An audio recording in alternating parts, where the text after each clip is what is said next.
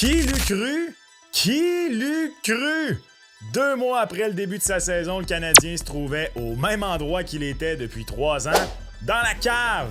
Depuis, Montréal est rien de moins qu'une des meilleures équipes de la LNH. Mais que diantre s'est-il passé? Est-ce seulement la magie des fêtes qui va s'essouffler? C'est ton boy Max. Salutations aux membres de la chaîne. Assieds-toi, prends un verre et enjoy the show.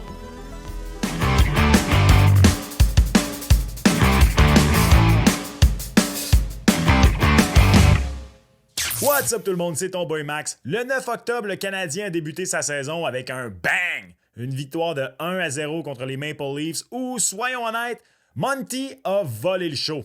Ça a pas mal été le plus gros point fort des 2 premiers mois de la saison parce que, en date du 2 décembre, le Canadien se trouvait au 31e rang de la LNH pour le pourcentage de points obtenus et on regardait avec déjà beaucoup d'intérêt pour une 4e année de suite les meilleurs espoirs au prochain repêchage en se demandant qui serait le prochain gros nom à venir s'ajouter à la liste. Puis, on s'est réveillé un 7 janvier avec le Canadien pas juste dans le mix, en série. Bon, c'était temporaire et c'est tellement serré entre environ 8 équipes que dépendamment quand vous allez écouter cette vidéo, ça pourrait avoir changé 10 fois.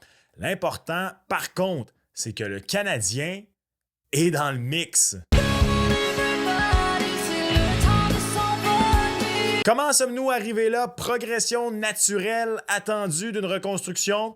En partie, oui. J'ai publié une vidéo la première semaine de la saison qui est drôlement d'actualité en ce moment. Vous pouvez aller l'écouter d'ailleurs sur ma chaîne. Après avoir conclu celle-ci, par contre, je vous disais essentiellement qu'on avait un premier signe que le Canadien passait à la prochaine étape. Martin Saint-Louis commençait à coacher pour gagner. Oui, pour certains d'entre vous, ça lui a peut-être pris trop de temps à tasser Mike Madison pour faire de la place à Lane Hutson en avantage numérique, mais soyons honnêtes, c'est normal. Vous pouvez manquer de respect à Madison. Lui, Martin Saint-Louis, il peut pas. Après une saison de 60 points, il fallait au moins que tu donnes une portion du début de saison à Madison dans son rôle de corps arrière du premier avantage numérique et la chance même à Hutson de le battre pour légitimer le changement et non lui donner tout cru dans le bec. Et ça a peut-être même rendu Hutson meilleur, d'ailleurs, quand j'y pense, de devoir beaucoup plus rapidement que Frodon en route vers le Mondou. Oui, mais quand même, prendre ces répétitions-là avec la 2e unité et travailler pour obtenir ce poste-là et pas simplement se le faire donner. Mais bref, que Saint-Louis coach pour gagner, c'est clairement pas suffisant. Comme je viens de le dire, l'équipe était 31e en pourcentage de points obtenus dans toute la ligue. Elle avait l'air complètement mêlée en défense un match sur 2 au point de subir beaucoup trop de varlopes et des joueurs comme Kirby Dach et Alex Newhook ne rapportaient clairement aucune dividende attendue. D'ailleurs, aparté, ça va bien pour Dach au moment de l'enregistrement, là, mais il va bientôt falloir qu'on se parle de Newhook, là, parce que pour un gars qui est sur un pace de 20 points, je trouve que on n'en parle pas trop assez. Anyways, depuis le 3 décembre, par contre, le Canadien est 5e dans la Ligue nationale de hockey pour le pourcentage de points obtenus, derrière les 3 derniers champions de la Coupe Stanley et les Kings de Los Angeles qui ont participé aux séries l'an dernier. Et d'ailleurs, depuis le 1er janvier 2024, ton boy, lui, a gagné près de 11 600 abonnés ici même sur YouTube. L'objectif pour 2025, atteindre les 20 000 abonnés. Alors, pendant que tu te fais à manger, parce que, soyons honnêtes, la majorité d'entre vous écoutez votre boy en ayant une page de Ricardo Cuisine ouverte, hein, fais-moi plaisir. Abonne-toi si c'est pas déjà fait, ça coûte rien et tu m'aides à croire. Bon, on vient au CH le 3 décembre. Ça te dit quelque chose? Il est arrivé ceci. Back to Lane Hutson. Laine thought about the one-timer, rips and score! Welcome to the Bell Center, Patrick Laine!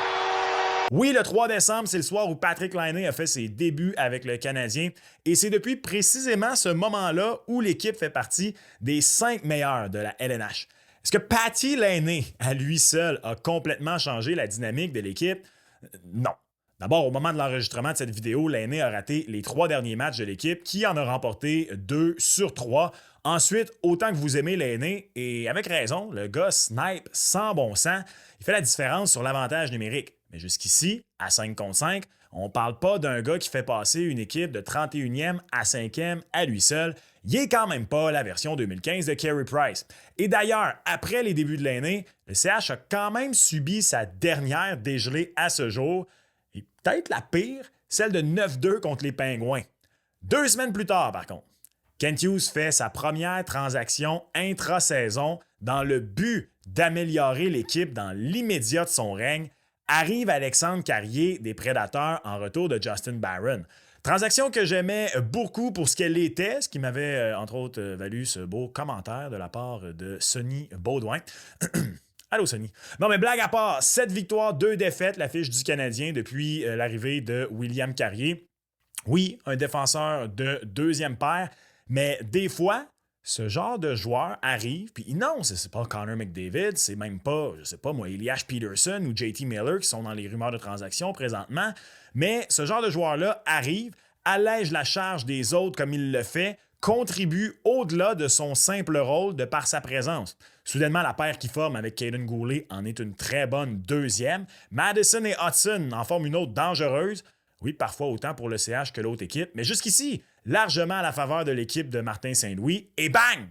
Au final, pour venir à Ricardo, une petite épice qui semble banale, mais qui vient relever la recette. Et finalement, le 27 décembre, alors que tous les partisans étaient encore en train de manger des restants de dinde et autres plaisirs gastronomiques du temps des fêtes, et surtout, après avoir donné 10 départs de suite à Samuel Montembeault, le Canadien rappelle Jakub Dobeš du Rocket de Laval. Là, je vous vois venir, là, vous dites « Wow, chill, Max, là, Dobeš a tout de même joué 2 matchs jusqu'ici. Il ne peut pas avoir contribué tant que ça, 2 matchs sur 40.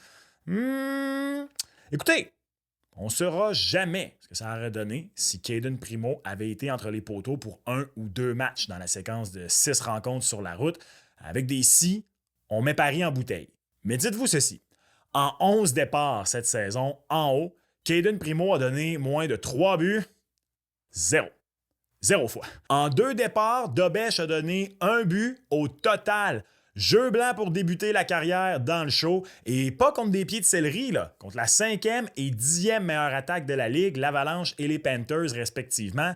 Donc, disons que le CH aurait possiblement 4 points en moins. Ben, 4 points... T'es encore à égalité à l'avant-dernier rang avec les Insulaires de New York. Là. Donc, est-ce que Dobeš, à lui seul, a valu 4 points aux Canadiens? Ben, presque. Donc, comme je dis, on ne sait jamais ce qui serait arrivé avec Kaiden Primo, mais Dobeš a déjà un petit mot à dire là, sur ce qui se passe. Ça, d'ailleurs, le fait que sans ces 4 points-là, l'équipe serait encore avant-dernière dans l'Est ou à égalité avant-dernière dans l'Est, ça nous rappelle à quel point c'est serré en ce moment dans la conférence et... Corrigez-moi si je me trompe en commentaire, là, mais ce que je sens qui est un optimisme prudent de votre part, les partisans, ben, c'est la bonne approche. Car tu es à une séquence de 2 défaites de redescendre aussi vite que tu as monté, mais aussi de 2. Le rôle de Kent Hughes dans cette remontée au classement du Canadien est non négligeable. Souvenez-vous, lors de l'acquisition de Patrick Laine, le DG du CH avait dit ceci. You know, our last 2 games of the year, Detroit's fighting for their playoff lives, and our guys go out and they continue to give it their all because they're proud and because they believe that every game is building towards something in the future. And so for us to be able to anything that we can do to bring somebody in or a player in or fill a hole that we see to help them have a better chance, and I think we would like to do that. Il voulait récompenser les joueurs. On se souvient qu'en début de saison, Nick Suzuki, Cole Caulfield, les deux obtenaient leurs points, particulièrement Caulfield qui obtenait ses buts, mais quelque chose clochait, quelque chose était off. Ils semblaient pas investis à 100%. Je dirais pas qu'ils jouaient pour leurs stats. Ça ressemblait un peu à ça aussi, avec la blessure à Laine qui était venue comme une espèce de coup de massue sur la tête des joueurs. Il n'y avait aucune amélioration à l'équipe par rapport à celle qui ratait les séries depuis 3 ans. On semblait déjà un petit peu, du moins dans le non-verbal, dans la façon de jouer, résigné à encore pas gagner cette année. Puis, regarde, c'est ça, on joue pour les stats. On va le dire du bout des lèvres, non même.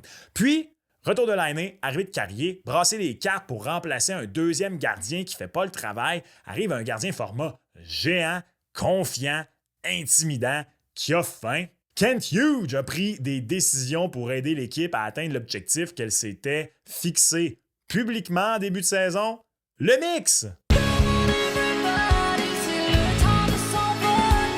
Et jusqu'ici, soudainement, après que je leur ai donné une note de D il y a quelques semaines après pour leur saison, il y en a qui m'ont dit que cette note-là a vieilli comme du lait. Oui, vous avez raison, mais l'équipe était 31e à ce moment-là. 31e.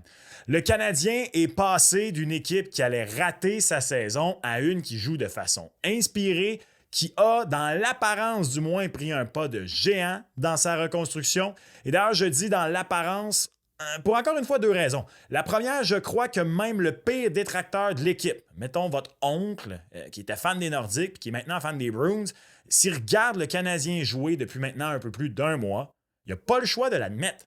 Il y a du caractère, des remontées de l'arrière, des gardiens qui font le travail, des vétérans inspirés, Lane Hutson qui soudainement, même moi qui étais convaincu que Macklin Celebrini avait déjà son nom inscrit sur le Calder, Hudson pourrait vraiment le challenger au titre. Suzuki et Caulfield qui jouent pour beaucoup plus que leurs stats.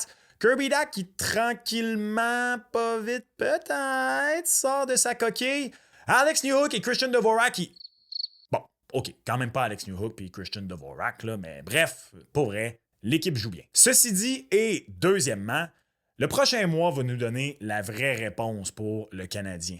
D'ici la pause de la confrontation des 4 nations, pour le Canadien, le dernier match avant la confrontation, c'est le 9 février, 69% nice des rencontres de l'équipe sont contre des formations qui participeraient aux séries si elles commençaient aujourd'hui. Ce ne sera pas de la tarte, et si l'équipe est encore là où elle est présentement, Kent Hughes, à mon avis, il n'y aura pas le choix. S'il veut continuer de bâtir sur ce qu'il a fait jusqu'ici, il ne pourra pas vendre à la date limite. Il devra continuer d'envoyer le même message et donner une chance à cette équipe de se battre jusqu'au bout parce qu'elle l'aura mérité et c'est ce qu'on martèle, le mérite. Et d'ailleurs, dans son point de presse de mi-saison, j'ai senti une certaine ouverture de Kent Hughes à l'idée de ne pas vendre à la date limite. Soyons honnêtes. À moins que le Canadien gagne tous ses matchs d'ici là, ce qui n'arrivera pas, là, sinon je fais une vidéo pas juste en chess, je la fais tout nu.